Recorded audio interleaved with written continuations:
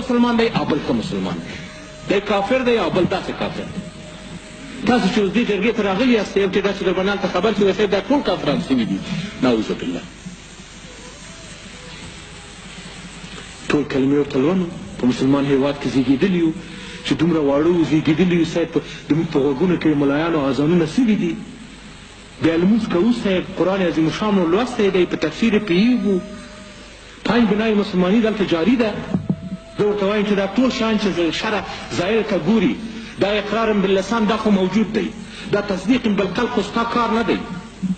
او بیا ته حضرت محمد صلی الله علیه و آله وسلم به په خپله په جهاد کې شرکت کولو، په جنگ احد کې د ده غاښ شهید سو، نو کافران به یې مسلمانان کول.